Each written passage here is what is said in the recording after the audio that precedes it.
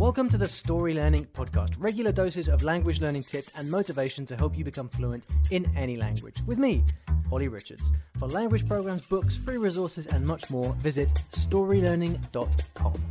Okay, guys, welcome back to the show. Great to have you here. And today we've got something a little bit different. It's a longer episode than usual. And I'm going to be interviewing a buddy of mine, Luke Thompson. Now, Luke runs a huge language learning podcast called Luke's English Podcast. So you can see what he did there with the name. And Luke invited me onto his show a while back, and we had a fantastic chat. And a lot of you guys got in touch to say how much you enjoyed that discussion. So I thought I would reciprocate and I'd bring Luke onto the I Will Teach You a Language podcast, and we kind of continue the conversation, except that this time I'm asking him questions rather than the other way around. Now, Luke's been podcasting since the dawn of time, and he has reached, I'm sure, millions of English learners around the world. And he's also a very experienced teacher. We used to work together in the same organization, actually. We didn't know each other, but we've since figured out that we used to work under the same roof, so to speak. So given our sort of shared background, I really wanted to have a sort of open and honest discussion about teaching and learning. And I'm basically going to ask him the main lessons that he's learned from all his years of podcasting and teaching. So it's a fascinating conversation. We get into lots of stuff. It's going to be very interesting for all you teachers out there as well, because we get into some of the more kind of technical sides of teaching and learning. And yeah, but that's it. I'll turn over the discussion to you, and you can make what you will of it. I had a really good time talking to Luke. Now, it's time. Without any further ado, I present Luke Thompson. Okay, so I'm very happy to welcome to the show Luke Thompson from Luke's English Podcast. Is that the right name, Luke? Yeah, that's right. Yeah, Luke's English Podcast and Luke Thompson. That is my full. I do have a middle name. You don't need to know that though, do you? Tell us what it is. It's Daniel, but there you go, Luke D. Thompson. But obviously I don't call myself Luke D. Thompson because that would be very pretentious, wouldn't it? It would be pretentious, but yeah, also kind of cool. Well, Luke, welcome to the show. Great to have you here. Very nice to be here. I would just like to say I listened to your podcast, Ollie. Thank you very much for sharing all of your advice. It's really helpful. I'm sure that all your listeners will agree when I say that it's really helpful and very motivating. I'm trying to learn French, and I listen to you giving advice and stuff, and it makes a lot of difference. So, but that's very nice of you. And I'm super excited to have you on because you invited me to your podcast recently, Luke's English Podcast, which has been going for a long time now, right? 7 years or so. Yeah, that's right. 7 years in about a month. Yeah. Cool. And we had, congratulations on that. That's really fantastic. And we had a great conversation about all kinds of things. We probably could have talked for about a week. Absolutely. If we didn't care about the sanity of the listeners. And so I thought it would be really cool to get you on here to have a chat, because I know that people really enjoyed that episode, and I think they'd really appreciate hearing from you as well, because I guess often you're interviewing other people, but I'm super interested to hear about your experience, because you are. Well, why don't you take a second to tell us a little bit about you and who Luke D. Thompson is before we dive in. So I'm Luke D. Thompson now, am I? Okay. So all right. Well, I've been teaching English for 15 years. I'm from England. I'm from London. Teaching English for 15 years. Taught English for a couple of years in Japan. The usual story of the TEFL teacher who went abroad. So lived in Japan a couple of years. After that, came back to London. Taught there for about 8 years or something. And now I live in France, in Paris, and I teach English to French people. It's my job to try and help the French learn English. And it's a full-time job, Ollie. Yeah. And how's it going with teaching the French English? It's not too bad. They're okay. They're obviously, being French, they've got their own, unique challenges with learning English. But I like teaching English to the French. They're intelligent people for the most part, but they've got a slight hang-up about English, just like everyone else does, I suppose. So, a lot of it's about, motivation, giving them lots of opportunities and encouragement to speak.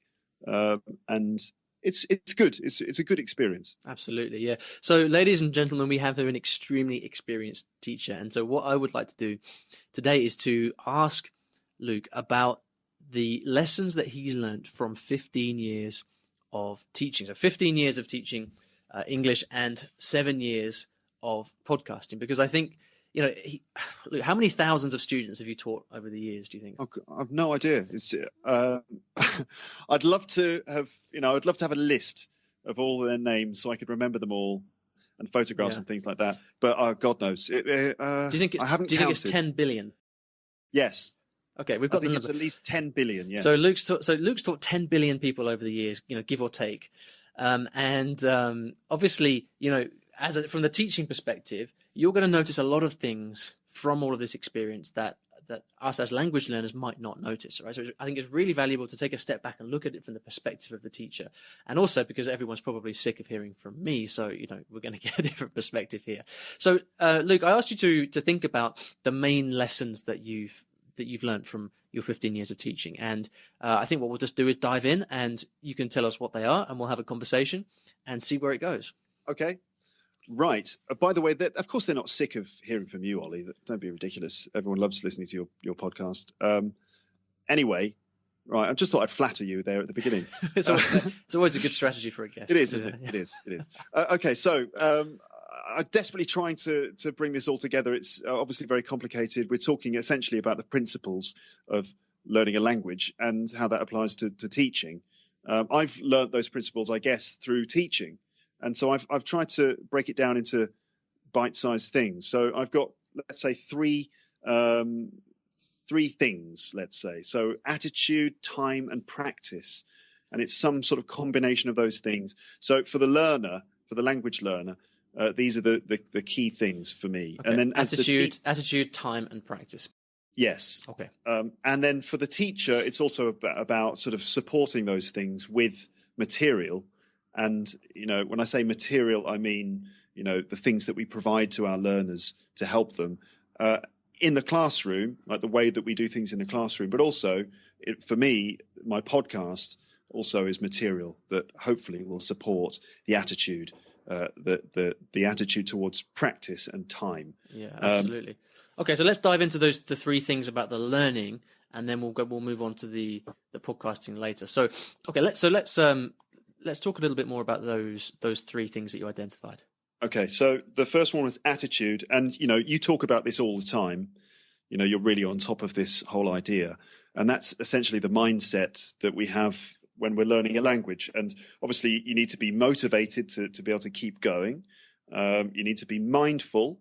That's mindful of not just the language that you're interacting with, but mindful of the process in which you're acquiring that language. So you have to be, mindful of the way that you're learning, but also as you're listening, or let's say reading, or interacting in any way, mindful of bits of vocabulary, the way that the language basically fits together. You just have to constantly be sort of mindful of the living language. I sound a bit like a Jedi Master at that point. You just have to be mindful of the living language. But absolutely. I mean, so what do you think are, like, when you meet a new student, or when you think of the students that you've currently got, like, what would be the sign for you? How would you identify someone that has a great attitude and someone who maybe doesn't have a great attitude? What are the telltale signs? So the telltale signs, like one of them would be to what extent they're kind of asking questions or reflecting on what they're doing. So a good student would probably, let's say in a classroom, a good student would sometimes put their hand up. They'd obviously be keen to solve certain problems that they come up against. Like, let's say you're just doing a bit of grammar work. And some of them will obviously come up against cognitive dissonance. They'll just be confused and not everything makes sense. Some of them will choose to just be all right with that. Some of them will be like, well, I don't really understand this, but I don't really care. And other ones will be like, I don't really understand this, but I need to understand it. So they take responsibility for not understanding things fully. So the good student will be the one who doesn't understand something, and they'll put their hand up and they'll ask a question. They risk looking stupid in front of the rest of the class, because that's an interesting point, isn't it? That right, what you said right there, because this is one of the things I often thought about in the classroom, which is that you obviously we're there teaching the language, and the students are there learning the language. But there's so many other factors at play, aren't there? And anyone who's ever been in a classroom will know that, it's not always easy to stick your hand up and answer a question or ask a question in case you get something wrong or you look stupid, right? And so often, like these social factors, what you'd call affective factors, these really can get in the way of the work you're actually trying to do, can't they? Absolutely, yeah. So it comes down to things like, tolerance of failure. Like you've got to be willing to fail, willing to take risks. Yeah, and but also willing to fail to an extent. I mean, because whenever you take a risk, the risk is that either you might look a bit stupid. And it's true. It's true in anything really. I mean, I do comedy as well. It's exactly the same thing there. If you go on stage and you're scared that you're going to look stupid, then it's not going to work. That no one's going to find you funny. Whereas if you go on stage and you're taking a risk, but you think, well, if I do fail, which is possible, then that's all right. It's not the end of the world. And in fact, you learn from failure. Failure is, to an extent, you have to embrace failure. That sounds negative, but I don't think it is really. You have to embrace those moments where you make a mistake and don't let it bother you. Like, to be honest, some people are blocked by the fear of failure, and that's the reason why they don't progress fast enough. Yeah. So you can fail, you learn from that mistake, you don't let it bother you, you just keep going. Yeah, and I guess it's something that's easier said than done, isn't it? Don't be afraid of making mistakes. I mean, I think we all are to a certain extent, aren't we? But I guess for me, the main lesson from what you've just said is that, whatever we're doing, whether we're in a classroom or out there speaking or practicing the language, if you ever feel yourself afraid of making a mistake or scared to say something, like notice that moment, right? And push through it anyway. Yeah. Like feel the emotion, feel the fear, but just carry on anyway and talk or ask your question. I think that's a real sign that you're doing the right thing. Yes. And if you have failed, if you did sort of, let's say, try and say something and it came out wrong, afterwards, don't waste any time feeling bad about it. Instead, just use it as a chance to reflect on, how you could have done it better. And then next time you'll do it better. This is basically the principle of learning from your mistakes. Absolutely. Cool. All right, then. So that's number one. What's up next? So up next, we just have time. So again, something you've talked about a lot before, and that's just like, how do you use your time? And so learning a language for me involves regular work. So it has to be sort of, consistent and regular. I think it should be long term as well. That if you're particularly good with the attitude and the practice, then you can shorten the amount of time that you spend on it. And you're a bit of a legend at this, I think, with your crazy 5 a.m. routine and all of those things that you can apply. But I guess for most people, who aren't quite as good at it as you yet, I think it is a long-term process. And that means that, you just need to find ways in which you can look to build language learning into your life over a long period of time.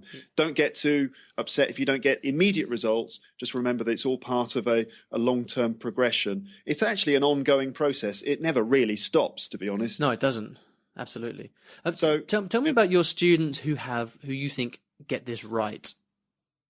What's different? Because obviously, this is something that you don't see in the classroom, isn't it? Because obviously, what you're talking about, this regular studying and regular work, this is what happens outside the classroom. And as teachers, it's one of the most difficult things to influence, what happens outside the classroom. Right? So, tell me about the students that you have or have had who are good at this. Honestly, Ollie, it's difficult for me to tell you about students that I've had in classrooms because the nature of the work that I do and the nature of the schools I work for is that I often don't see students. The longest relationship I have with a student is often just a couple of months, really, a few months. And I might see them, it's like an 30-hour course, for example. That's a typical period of time that I might teach a student. It might be 30 hours.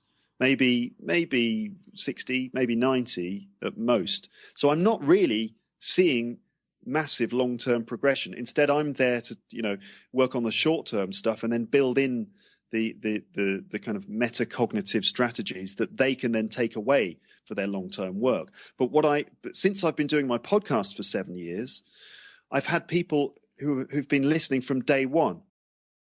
And I get 7 years. more. That's so cool. People have been listening to you for 7 years. I know, isn't it crazy? I've got over 300 episodes, and I worked it out the other day how much time it is. I think it's something ridiculous. Like they could listen to me non-stop for 2 solid weeks, which is definitely not a good idea. I don't recommend that anyone does that, because if you just did nothing but listen to me for 2 weeks, you would both go insane and you would probably starve to death, And that includes not sleeping as well. You wouldn't sleep. You'd have to multitask and sort of prepare food. Obviously no one should listen to it for 2 weeks solid, but there's a lot of stuff. So the point is that I've been doing it 7 years, and people have listened from the very beginning, and not many of them survived that long. But you killed them all off, right? Yeah, I killed them all off in one way or another, maybe. But no, some of them, I've got like a hardcore group, in the centre who've been listening for a long time, and I sense that they have actually made a long-term progression. Obviously, not only with my podcast, that's just part of it, but.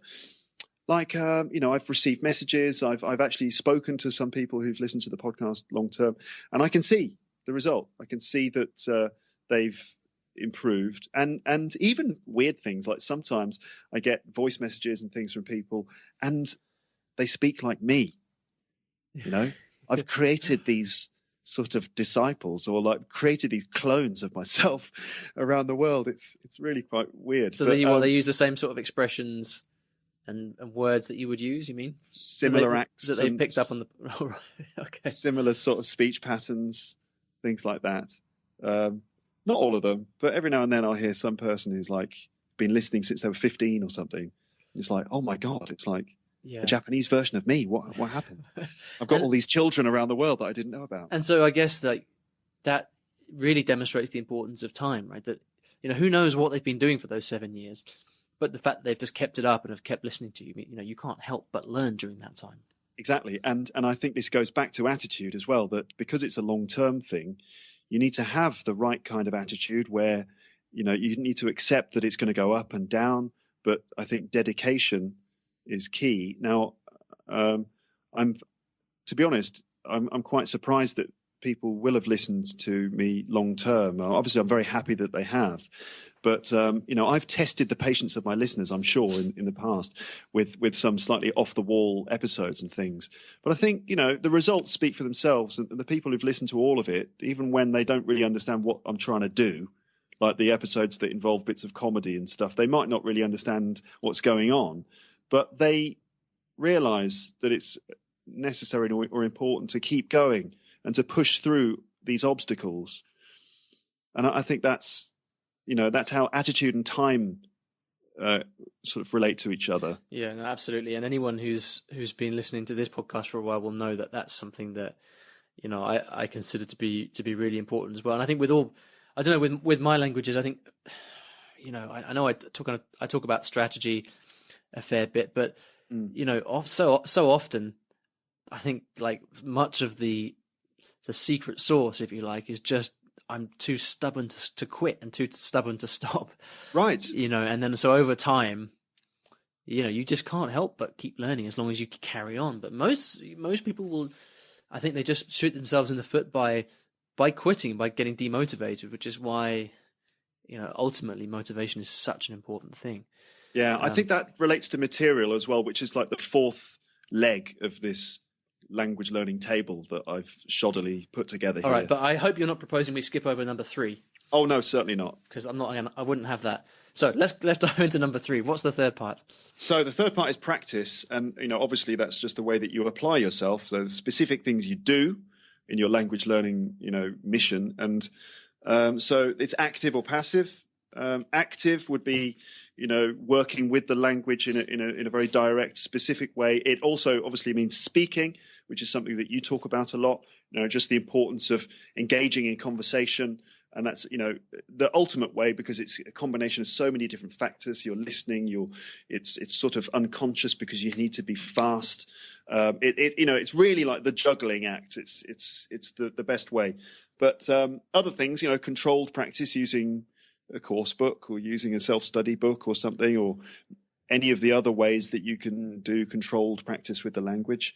And then passive practice as well. That's just ultimately exposure to the language. And for me, obviously for my podcast, it's all about exposure, long-term exposure. So just active time spent with the language, right? Yeah. So, exactly. Talk to me about then, from a teacher's perspective, this issue of practice, how it relates to, like, what do you see any difference between the kind of language practice you can do inside the classroom and outside? And if so, how? Or what, I should say. Well, the inside the classroom and outside the classroom. Okay, so I guess we're talking about students who don't necessarily have that much access to. Well, I guess I come back to the same question that I asked you for the previous ones. Like, what, if you think of your successful students, like, how do they practice? Are you able to point to ways that they practice that make them successful? Like, what does good practice look like?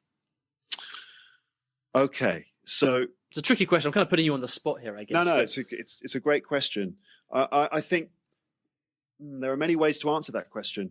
Partly what good practice could mean for students in a language class is that they use the language class as a sort of forum, or they use it as a place in which they can get things checked. So I imagine that outside the classroom, they're doing lots of things with the language. I hope they are, not just the homework I give them, but other stuff. And then when they're back in the classroom, that is their focused period where they can ask questions for the teacher. They can observe the way that the other people are learning the language. They can interact with the material that we're using in the classroom that day. And it's really a chance for them to do some very focused reflection. But also they can do active things in the classroom environment too, because the classroom is a safe space. So that means that they can experiment and they can play around. They can mess around with the language a lot.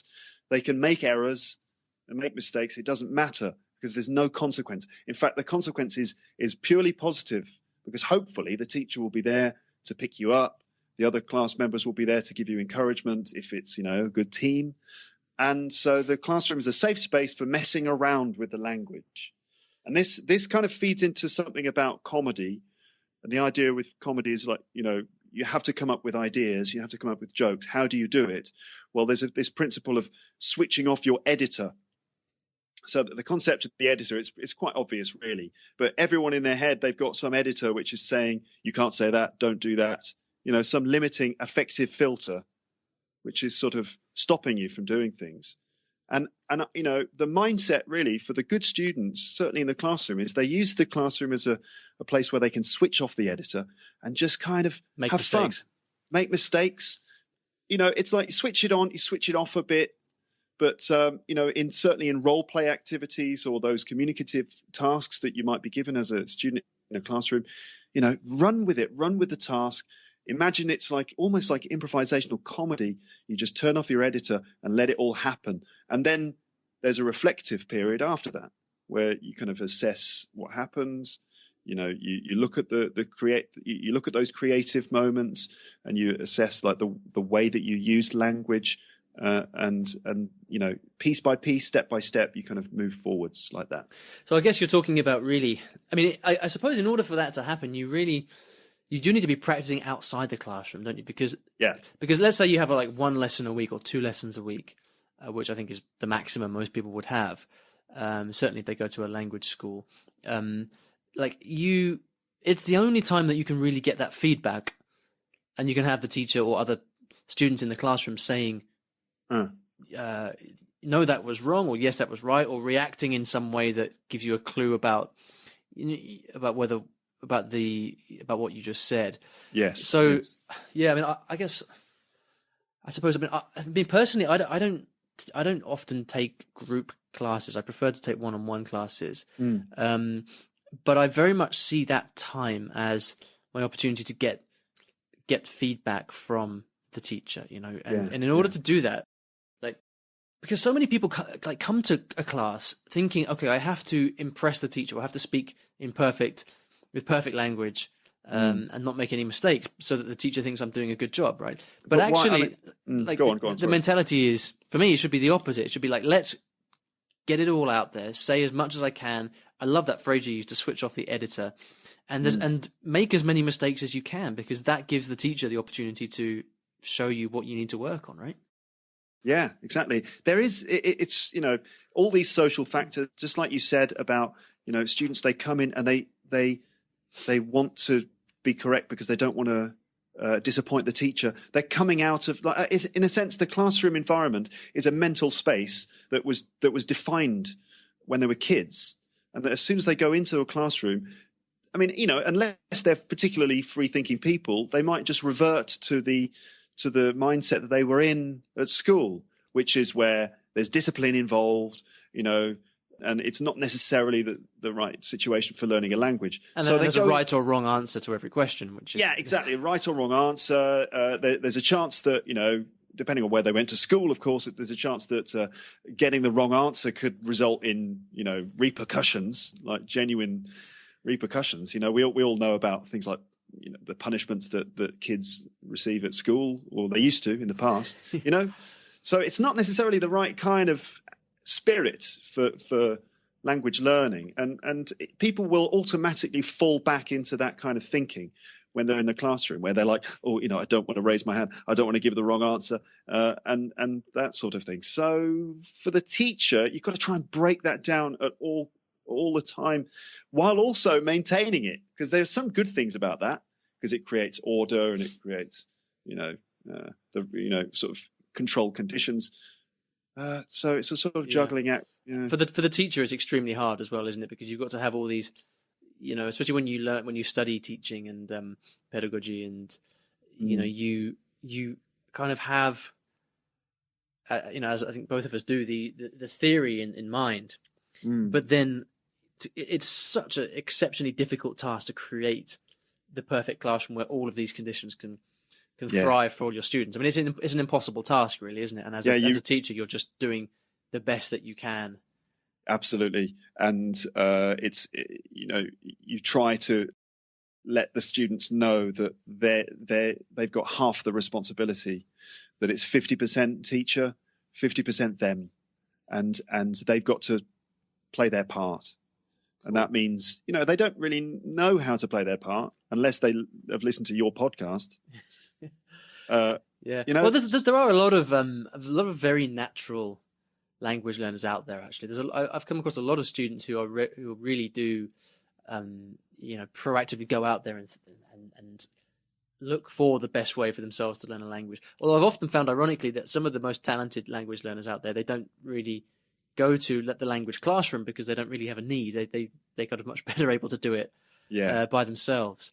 No, you're right. I have actually met many students in classrooms who have got exactly the right idea, and it's just a breath of fresh air. It's brilliant. Yeah. And those students can sometimes sort of inspire the other people in the room. It's great when you get a certain number of people like that in a classroom, because they bring up the whole level. It's wonderful. Yeah. I mean, it makes me think that, I pity the teacher that has to teach me in a classroom.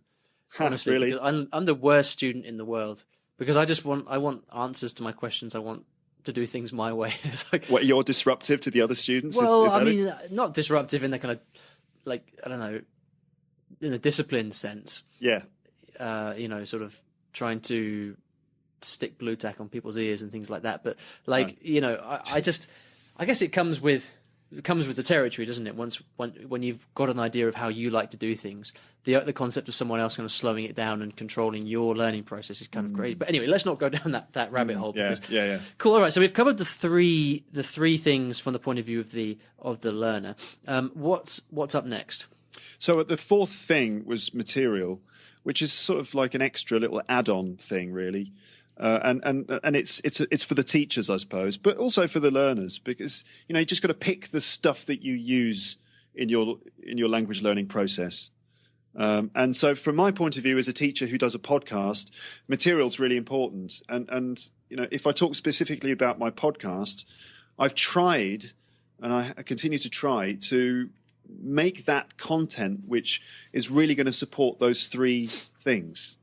So, and for learners, they need to try and also find content that they think is going to support those three things. So it means content that, is hopefully motivating, like nice. If we're talking about a podcast, for example, or stuff to listen to, it's nice, it's motivating, you enjoy listening to it, and it just supports that attitude. It's kind of stuff that you want to listen to. And stuff that you can understand, and that allows you to be mindful of the language as you listen to it. It's stuff that is in a form of the language that you're interested in. For example, I don't know, if let's say you're learning Portuguese, which type of Portuguese is it? You're going to learn Brazilian Portuguese or Portuguese. I mean, it's obvious, really. You'd pick the material that is in that language. I guess there's two implications there, aren't there? I mean, for the student, obviously. That just highlights the importance of not just using the first textbook or like your grandma's old Portuguese textbook, but actually going out there and finding stuff that you want to learn with and that you like, right? I mean, it's such an important thing.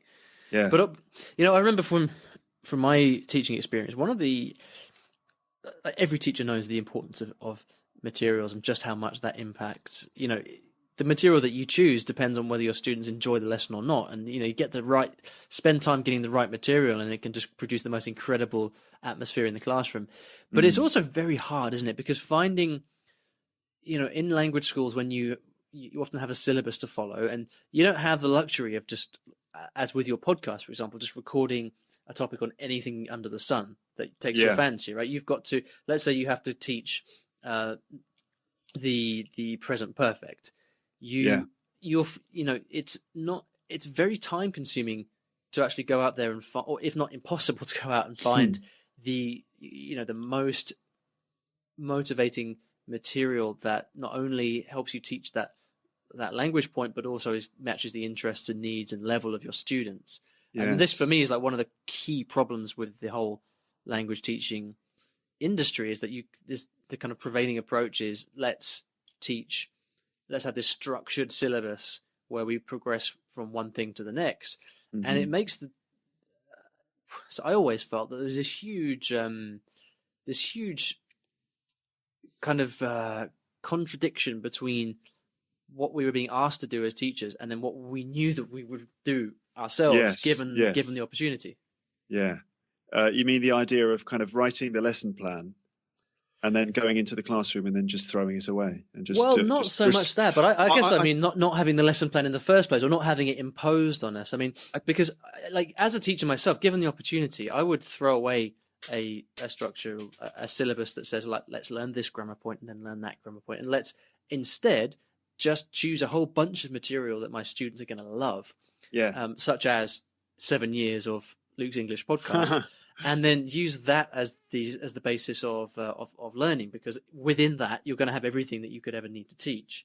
Right. Well, it's so the point being that it's a dilemma it's very, very hard for teachers to always be finding the right material that meets or that satisfies all these conditions that we've talked about. Absolutely, yeah. Just one point which I think relates to this, and that's something I remember being taught when I was doing my diploma course, and that was the idea that yes, you have to write a plan. And it has to be extremely detailed. You've got to stay up all night writing it. And then when you're in classroom, just make sure you don't teach the plan, you teach the students. Teach the students, not the plan, which is kind of very frustrating for the teacher, especially when you're being assessed. It's like, well, I just followed my plan. What's wrong with that? And your examiner says, well, no, sorry, you were teaching the plan. You weren't teaching the students. Well, why the hell did I have a plan in the first place? It can be frustrating. What that means is that, it's very good preparing a syllabus and preparing a course outline and, even a plan for an individual lesson. But ultimately, when you're in that room, you have to respond specifically to the people you've got in that room at that moment. And you have to be prepared to abandon that plan. So maybe ultimately you've got to just find material that is very motivating for those people, and you have to have an approach which is flexible enough to be able to adapt that material. Yeah, it's difficult to think on your feet, though. That's why you have to prepare it in advance. But that's the thing, isn't it? Because I wouldn't want any misunderstandings here that I'm saying that there's anything wrong with a syllabus. I mean, a syllabus is a great thing. Yeah, absolutely.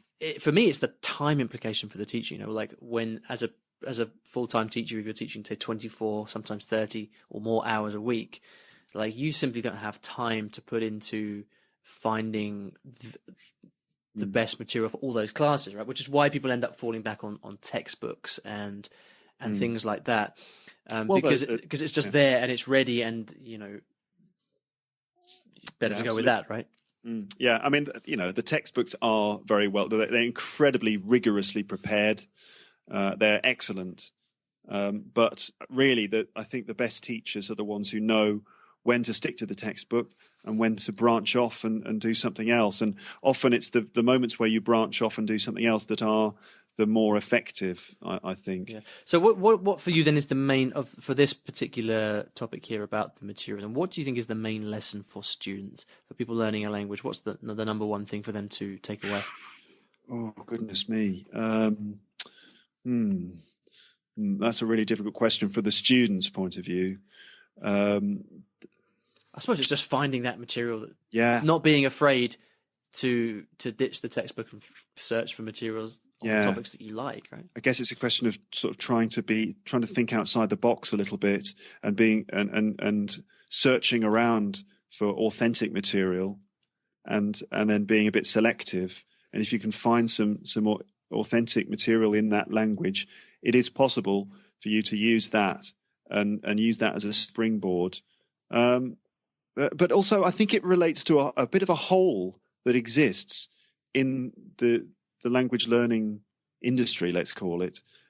I mean, it's partly a hole, but I mean, things like how many podcasts are there in other languages that are really engaging and really entertaining for their own sake, just rather than those podcasts that teach you language for traveling.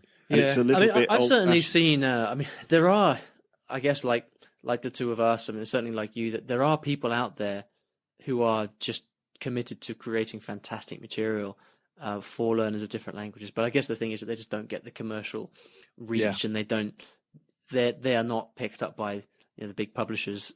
When we were talking earlier about I'm getting ready to release a book of short stories for English learners, for intermediate English learners, and we were talking about the fact that it's really important for the stories to stand on their own 2 feet, to be entertaining and engaging in themselves, because just what we're talking about, right? If the material is interesting, then you're going to learn more, you're going to study more, and so on and so forth. Yeah, that's right. I mean, I think this is something for the content creators to think about, which is that, we need to try to make sure the material that we're presenting our students is genuinely engaging and entertaining, and because that's about reward. That goes back to the attitude thing of like trying to support the right attitude, that if the material is rewarding, then that's going to help with motivation. And when I say rewarding, I mean if it's just enjoyable to consume, not just for language learning, but for life in some way. Like, for example, I mean, what I try to do on my podcast is, as well as present language, I want it to be rewarding on a sort of moment by moment basis. And that means, maybe throwing in a little bit of comedy if I can. And I don't think that it's always funny, but I try to make it funny, and I hope that little bits of reward help the material to support the whole attitude, practice, time equation. Yeah, but absolutely. But I don't know quite how a learner is able to apply that principle. You just have to be selective, I suppose. You have to be open-minded and try and search the web for stuff in the target language that you're looking for that you really find enjoyable. You've talked before about watching Hong Kong drama series and stuff like that, which I think is a good example of what we're talking about. Yeah, cool. Well, listen, we've covered so much. I mean, this is quite a lot longer than most of the episodes, but like I said, as we were saying before, I'm sure we could probably do a 3-month long episode if we really wanted to. Yeah, but 7-year episode. 7-year episode. That would be tiring. So let's have a quick recap of what we talked about today. So the first point that you mentioned was the attitude and how important it is for people to ask questions, be willing to solve problems, and be willing to fail. Right. And then the second point was about time and how important it is to just work regularly at the language that you're learning over the long term, however hard it may be, or however much you might want to give up, just to keep going. Yeah, just let the time work in your favor.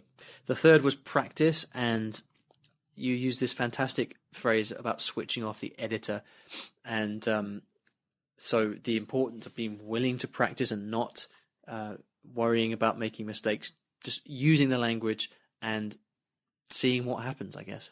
Yeah, that can be just quite a fruitful way to be creative. And to an extent, I think learning language is about being creative. You know, you can apply the principles of being creative in something like comedy to learning a language. Turn off the editor and more stuff will come out, which you can then refine later. Absolutely. And then finally, materials and the importance of finding materials that are motivating and enjoyable. And well, listen, that is a list that will stand the test of time. I hope so. Massively useful. And I guess for me, what this really highlights is just the importance of coming back to fundamentals. You know, not always looking for the new latest tips and tricks, but just getting the basics right. And you've got 99% of your work there. Luke, thank you so much for your time. It's been loads and loads of fun. Why don't you take a second to tell people where they can find you and what they can expect when they do? So probably the best way to find me is just to go to my website, which is simply teacherluke.co.uk. Teacherluke.co.uk, and that's where they can find all my stuff. So there's all the episodes of my podcast, all seven years worth or whatever it is, 2 weeks of solid listening's worth there. So they can find the podcast. I've got another podcast too, which is called A Phrasal Verb a Day, and that's all about phrasal verbs. They're much shorter, those ones. They're about sort of just a couple of minutes each. And they can find out about my comedy stuff. There's links to comedy shows that I do and all the other bits and pieces that I'm involved in. Fantastic. And Luke was telling me earlier he does a regular stand-up comedy night in Paris on a Thursday. So if any of you guys are in Paris, definitely... do you want to give this out publicly? Sure, yeah, of course I do. Yeah. So if you're in Paris, come down to the show. I perform at the moment, I'm doing a 2-man show with my friend Paul Taylor, who recently went viral on the internet with a video about the kissing culture in France. It was called La Bise. And so Paul and I do a 2-man show, and the show is basically about 2 English guys sort of and their experiences of living in Paris. And the show is called Sorry, We're English. And it's at 8 p.m. at the Pan Am Art Cafe near Republic Station every Thursday. Fantastic. All right, well, listen, thank you so much again. This has been loads of fun, and we'll hear from you next time.